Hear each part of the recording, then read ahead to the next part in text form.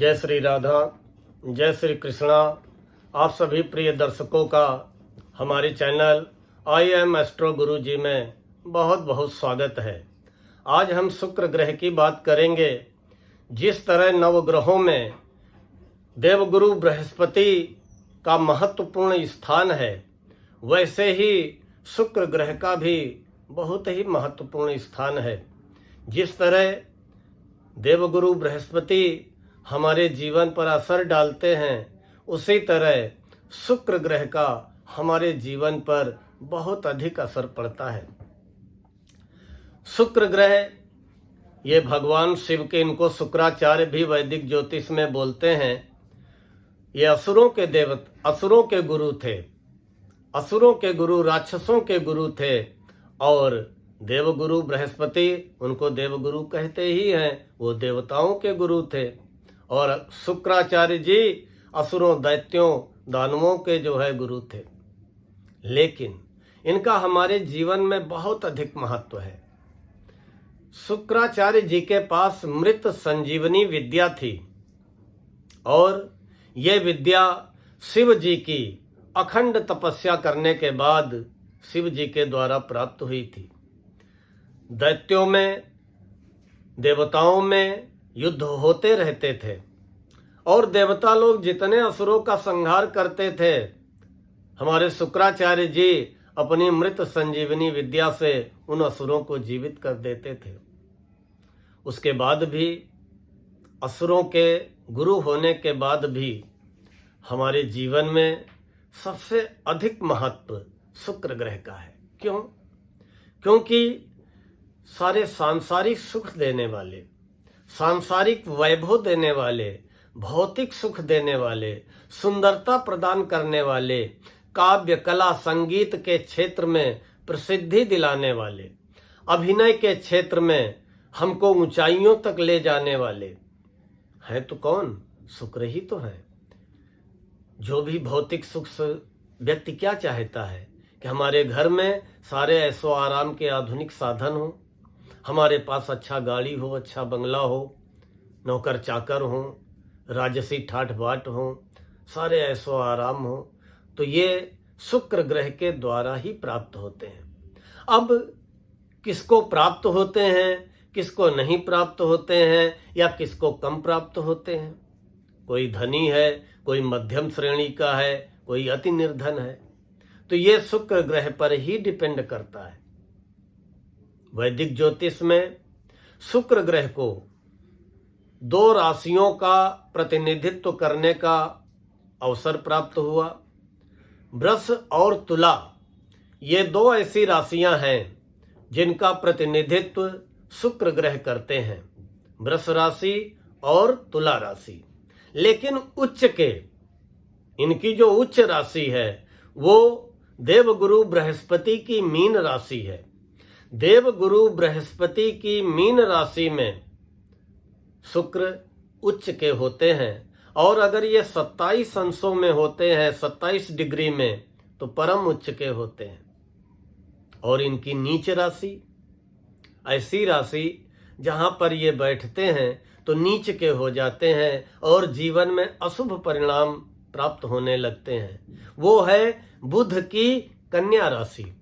बुध ग्रह की कन्या राशि में शुक्र ग्रह नीच के होते हैं और 27 डिग्री में परम नीच के हो जाते हैं। एक योग बनाते हैं। शुक्र ग्रह अगर कुंडली के केंद्र स्थानों में, प्रथम भाव, चतुर्थ भाव, सप्तम भाव, दसम भाव, पहले घर में, चौथे घर में, सातवें घर में, 10वें घर में, जो 4 केंद्र हैं, इनमें अगर शुक्र ग्रह मीन राशि में अपनी उच्च राशि में विराजमान है तो मालव्य योग का निर्माण करते हैं। जिस दर्शक का केंद्र में शुक्र मीन राशि में होंगे, उच्च के होंगे, वहां पर एक राजयोग, 5 महापुरुष राजयोगों में एक मालव्य योग है। जिस दर्शक का मालव्य योग होगा वो बहुत ही ऐश्वर्यशाली होगा, अपार धन संपत्ति वाला होगा, सारे सुख साधनों से, सांसारिक सुखों से परिपूर्ण होगा। अनेकों गाड़ी बंगले होंगे, सारे सुख साधन नौकर चाकर राजसी ठाठ बाट होंगे। सामने वाले व्यक्ति को आकर्षित करने की इतनी अच्छी पर्सनैलिटी होगी कि जो भी सामने पड़ता होगा तुरंत उसके व्यक्तित्व से आकर्षित हो जाता होगा। लेकिन यही शुक्र अगर हमारे पीड़ित अवस्था में है, कुंडली में, अर्थात कन्या राशि में स्थित हैं, नीच के हैं, या अपनी शत्रु राशि में स्थित हैं, या शत्रु दृष्टि से पीड़ित हैं, शुक्र के मित्र ग्रह दो ग्रह हैं, बुध और शनि, ये शुक्र ग्रह के मित्र ग्रह हैं, लेकिन सूर्य और चंद्र ये शुक्र ग्रह के शत्रु ग्रह हैं। तो अगर शुक्र ग्रह अपनी मित्र राशि में हुए, या शनि की राशि में, या अपनी खुद की राशि वृष या तुला में हुए, या अपनी उच्च राशि मीन में हुए, तो जातक को अच्छे परिणाम देंगे। लेकिन अगर ये अपनी शत्रु राशि में हुए, सूर्य की राशि में, चंद्रमा की राशि में, खासकर सूर्य की राशि में, सूर्य से बड़ी विशेष शत्रुता है शुक्र की, या अपनी नीच राशि बुध की कन्या राशि में हुए, तो व्यक्ति को सांसारिक वैभवों से दूर कर देते हैं।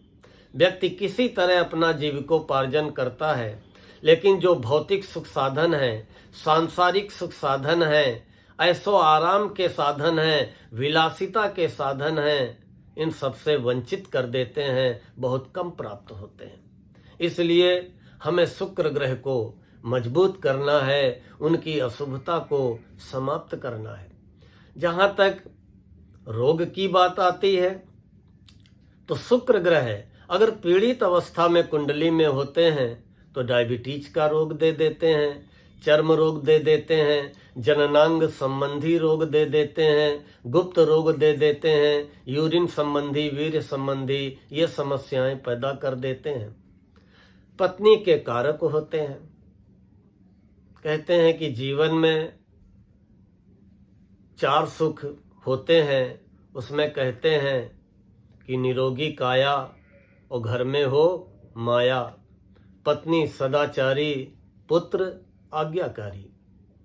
तो माया देने वाले शुक्र ग्रह हैं, और पत्नी का सुख, दाम्पत्य सुख, प्रेम, रोमांस, ये सब शुक्र के ही अंतर्गत आते हैं।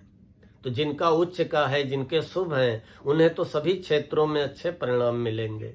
लेकिन जिनके अशुभ हैं, नीच हैं शुक्र, उनको विचलित होने की आवश्यकता नहीं है। उसके उपाय हैं। अगर आप नियम से उपाय करेंगे तो शुक्र सौम्य ग्रह हैं, शुभ ग्रह हैं, ये अति शीघ्र इनकी अशुभता में कमी आ जाएगी और आपकी जिंदगी में धीरे धीरे बहार आनी शुरू हो जाएगी।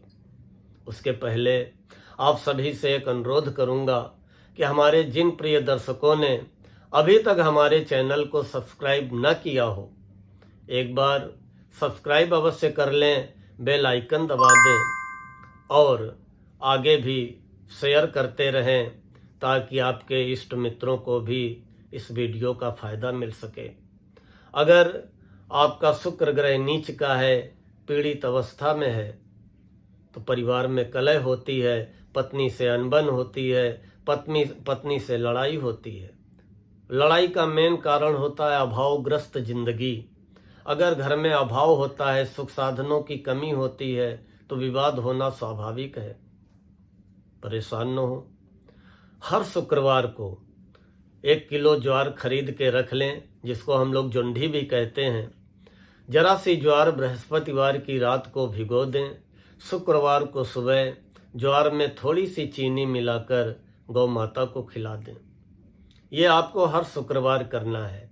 और हर शुक्रवार मंदिर में देसी घी, कपूर या दही का दान कर दें। उसके अलावा शुक्रवार को बिल्कुल साफ सुथरे कपड़े पहने, इत्र, सेंट, तेल फुलेल, क्रीम पाउडर जितना लगा सकें, अपने को जितना डेकोरेट सजा के शुक्रवार को रख सकें। उससे क्या होगा कि शुक्र ग्रह की अशुभता में कमी आएगी। इसके अलावा आपको करना क्या है, प्रतिदिन जब भोजन करें घर में, तो पहले गौ माता के लिए थोड़ा थोड़ा निकाल दें। उसके बाद भोजन करें। फिर जो हमने गौ माता के लिए निकाला है वो गौ माता को खिलाते रहें। प्लस रसोई की जो पहली रोटी होती है उसमें भी गुड़ रख के गौ माता को खिलाते रहें। धीरे धीरे शुक्र ग्रह की अशुभता जीवन से समाप्त हो जाएगी और जीवन में जो भी अभावग्रस्त जिंदगी है या जो भी कमियां हैं, जो भी हमारे दैनिक जीवन में घर परिवार में सुख संसाधनों की कमी है, ये सब दूर हो जाएंगी। जो हमारे जातक कला के क्षेत्र में, अभिनय के क्षेत्र में, संगीत के क्षेत्र में, फैशन डिजाइनिंग के क्षेत्र में, आर्टिफिशियल ज्वेलरी के धंधे में या औरतों से रिलेटेड जितने व्यवसाय आते हैं, चाहे वो ब्यूटी पार्लर हो, चाहे बुटीक हो, चाहे कॉस्मेटिक हो, इन सब में अगर सफलता पाना चाहते हैं तो ये शुक्र ग्रह से संबंधित उपाय अवश्य करें। हमारे जिन दर्शकों का शुक्र ग्रह कुंडली में उच्च का हो वो हीरा धारण कर सकते हैं और हीरा धारण किया जाता है प्लेटिनम में, that is called white gold. आप उसमें हीरा धारण कर सकते हैं। लेकिन जिन जातकों का शुक्र ग्रह नीच का है, शत्रु राशि में है या पीड़ित अवस्था में है या शत्रु ग्रहों की दृष्टि में है, उन्हें हीरा नहीं धारण करना है, बल्कि गौ माता की सेवा करके और जो हमने दान के लिए बताया है वो दान करके अपने शरीर की शुद्धता का ध्यान रखते हुए आप करते रहें। निश्चित शुक्र की अशुभता में कमी आएगी और आपके सभी कार्य संपन्न होंगे और शुक्र ग्रह की कृपा आपको प्राप्त होगी। जय श्री राधा, जय श्री कृष्णा।